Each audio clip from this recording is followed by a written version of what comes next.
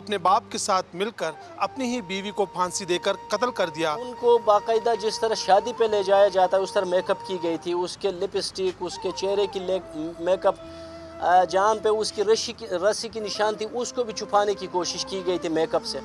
بسم اللہ الرحمن الرحیم، میں ہوں احسان عوان اور آپ دیکھ رہے ہیں آج ڈیجیٹل۔ ناظرین، آج کے پروگرام جرم داستان میں آپ کو ایک انتہائی دلخراش اور افسوسناک واقعے سے آگاہ کروں گا، جس میں سنگ دل شوہر نے اپنے باپ کے ساتھ مل کر اپنی ہی بیوی کو پھانسی دے کر قتل کر دیا اور جرم چھپانے کے لیے واقعے کو خودکشی کا رنگ دیا۔ لیکن پشاور پولیس نے چند ہی لمحوں میں یہ ڈرامہ بے نقاب کرتے ہوئے قاتل باپ بیٹے کو گرفتار کر لیا۔ اس واقعے کی مزید کیا اپڈیٹ ہے یہ میں اپنی رپورٹ میں آپ کو دکھاؤں گا، لیکن اس سے پہلے اگر آپ نے ہمارا چینل سبسکرائب نہیں کیا تو ابھی ہمارا چینل سبسکرائب کریں تاکہ ہماری ہر آنے والی ویڈیوز آپ تک پہنچ سکیں۔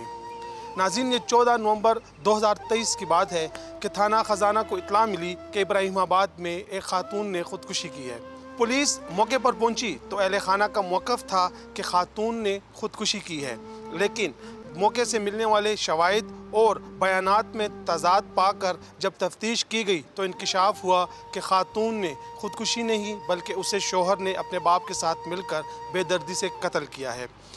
اس حوالے سے ایس پی رورل ظفر احمد نے پریس کانفرنس کی ہے اور وہ بھی آپ کو دکھائیں گے، اور ہم نے ملزموں سے بات چیت بھی کی ہے، تو ہمارے ساتھ ہی رہیے۔ اس کو قتل کرنے کے بعد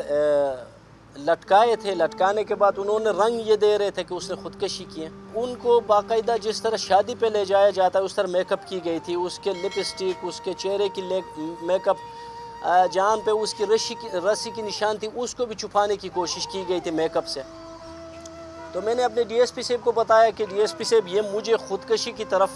نہیں جا رہا ہے، یہ چیز آپ تھارولی اس کو چیک کر لیں، کیونکہ اس طرح عموماً ہمارے معاشرے میں قتل اس طرح کر کے زنانوں کی قتل کر کے ان کو چھپایا جاتا ہے، جس کو خودکشی کی رنگ دی جاتی ہے۔ انہوں نے پھر اس کی سسر کو اٹھا لی، انہوں نے پھر اس کی خاون کو اٹھا لی، تو انہوں نے سرسری انٹروگیشن سے انہوں نے کہا کہ جی ہم نے اس کو قتل کیا تھا دونوں مل کے، اور پندے سے رسی سے اس کو لٹکا کے، جو کہ رسی میرے سامنے اس پرسل میں پڑی ہے، جو کہ قانونی اس میں پیچیدگیاں یہ آتے ہیں کہ جس ٹائم پہ آپ جو چیز اس وقوع سے لیتے ہیں تو ان کو اسی ٹائم پہ پرسل بنانی ہوتی ہے۔ ان کی 14 مہینہ ہوئی تھی مقتولہ کی شادی، اور کوئی بچے اس کے نہیں تھے، ینگ ایج کی تھی، 20-22 سال کی، اور ان پہ ان کا شک یہ تھا کہ یہ کہیں پہ کسی کے ساتھ موبائل پہ بات کر رہی ہے، اور کچھ باتیں یہ بھی سامنے آ رہے ہیں کہ کوئی ہفتہ یا 2 ہفتے پہلے ان کو طلاق بھی دی گئی تھی۔ پھر کسی مولا کے پاس گئے تو مولا نے کہا خیر ہے، اس طرح غصے میں طلاق نہیں ہوتی، کام چلتا رہے گا، واپس لا کے اپنے گھر میں رکھے۔ ہمارے معاشرے میں زنانوں کے ساتھ اس طرح ظلم ہوتی ہے، لیکن آپ لوگ دے رہے ہیں، پشاور پولیس اپنے جو ٹیکنیکل تفتیش ہے یا جو اپنے ایکسپیرینس ہے اس سے اس طرح ہم انشاءاللہ نہیں ہونے دیں گے۔ کسی کی قتل کو ہم خودکشی کے رنگ دے کے دفنانے نہیں دیں گے، اور میرٹ پہ تفتیش ہوگی انشاءاللہ، ملزمان بھی گرفتار ہے، اور یہ ہوئی ہے ٹوٹل 10-12 گھنٹے کے اندر ہم نے خودکشی کے رنگ دینے والی قتل کو ہم نے اس کی پورا ڈراپ سین ہم نے کر دی، میرے ٹیم نے کر دی۔ اس وقت ہمارے ساتھ ڈی ایس پی رورل جاوید خان موجود ہیں، آئین سے پوچھتے ہیں کہ یہ قتل واردات کیسے ہوئی تھی۔ سر بتائیں یہ کیسے واردات ہوئی؟ بھائی ہمیں انفارمیشن ہے یہ کہ فلانا گاؤں میں ایک خاتون ہے، انہوں نے خودکشی کی ہے، تو ہماری ٹیم موقع پہ پہنچی ہے۔ جب انہوں نے لاش کو دیکھا ہے تو اس میں کچھ تشدد اور پھانسی دینے کی وہ نشانات تھے، تو اور خود جب موقع پہ گئے ہیں تو ہمیں اندازہ ہو گیا کہ عورت کے لیے پاسبل نہیں ہے کہ خود اتنی اونچی جگہ پہ رسی باندھ کے اپنے آپ کو پھانسی دے دے۔ اور جب کمرے کا ہم نے معائنہ کیا تو وہاں سے پتہ چلا کہ کشمکش کا بھی وہ اثرات موجود ہے، کیونکہ چوڑیاں ادھر سائڈ پہ ٹوٹی ہوئی پڑی تھی۔ اگر یہ دوران خودکشی ہوتی تو چارپائی میں ہونی چاہیے تھی نا، تو اس سے ہمیں شک ہو گیا کہ یہ خودکشی نہیں ہے۔ اس کے شوہر نے بھی کوئی ڈرامہ رچایا ہے کہ اس نے خودکشی کی ہے، یہ باہر گیا، کوئی ناشتہ وغیرہ ایسی کوئی بات؟ بالکل، یہ صبح سویرے خود اٹھا ہے اور جا کے انہوں نے دکان سے ناشتہ لے کے آئے ہیں، اور یہ ناشتے سے پہلے اس نے اس کو مار دیا تھا، پہلے اس کو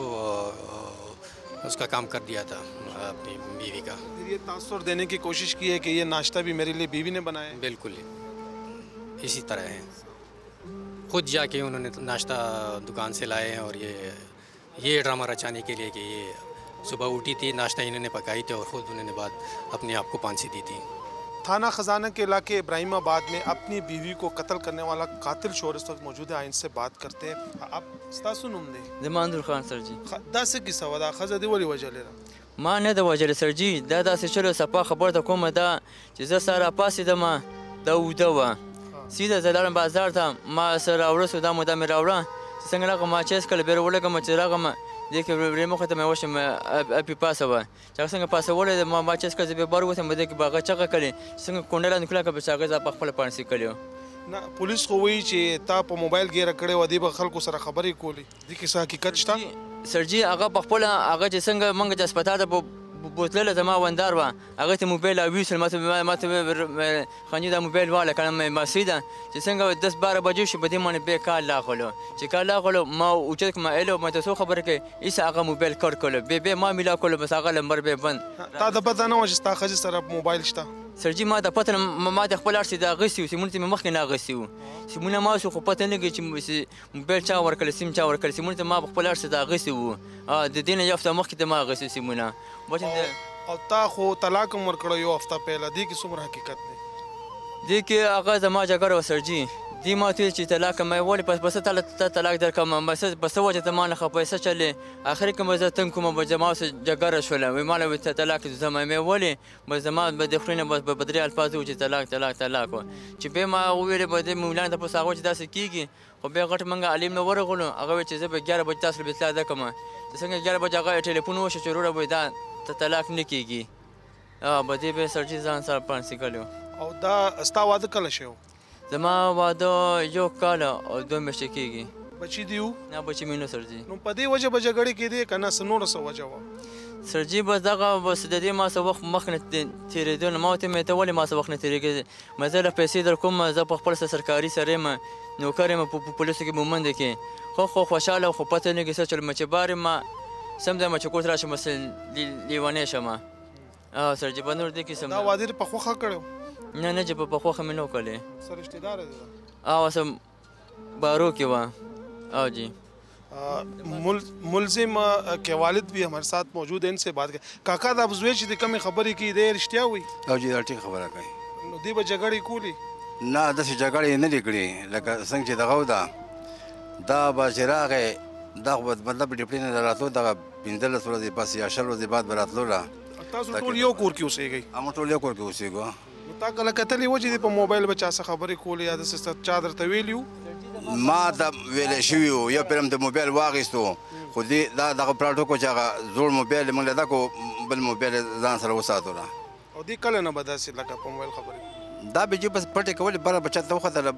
کولې بیا موږ پسې ګرځېدو نه چې موږ پسې ګرځېدو یا بله شپې زه خو لاړم ډیوټۍ له 15 ورځې بعد راتلم ما ته څه پته وه پولیس خو وایي کاکا چې تا ول خپې نیولې وه دې بیا خپله پانسي کړی و نو دې کې څه حقیقت شته نه جي دا غلطه خبره ده زه به ته دا ویم که نه دا خو لا یو دغه دی چې داسې شل دغه چې خدای له به ورځو چې زه سر ووتم ما پی راوړله مونږ چې وسکله زه بار ووتم هلته ولاړم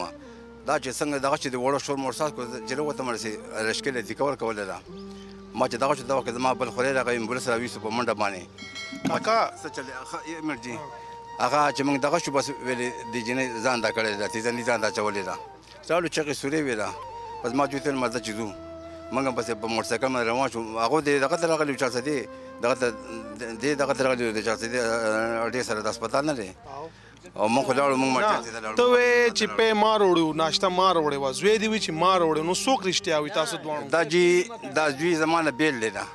کور کې خو یو ځای اوسېږئ کور کې او یو ځای اوسېږو کوټې بېلې دي که نه ما نه دا هم بېل دی یو مشر رانه بل هم بېل دی یو رانه بل بېل دی را ما سره به صرف 2 زامن دي را زما 15 زامن دي 2 راسره دي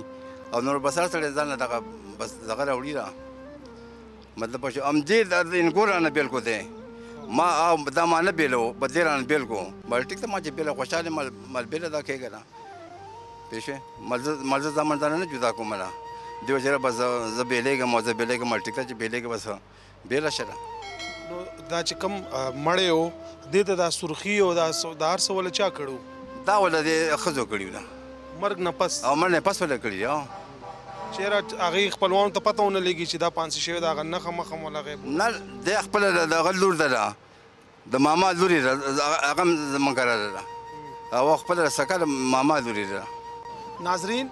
हम पहले भी कई बार कह चुके हैं कि मोबाइल फ़ोन असल फसाद की जड़ है. इस वारदात में भी मोबाइल फ़ोन की वजह से खातून को कत्ल किया गया. दूसरी जानिब पुलिस और मुलजिमों के बयानात में भी वाज़े तज़ाद पाया गया है,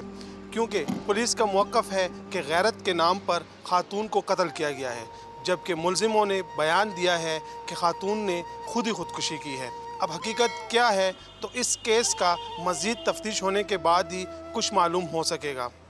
अगले प्रोग्राम तक इजाज़त दे और देखते रहिए जुर्म दास्तान.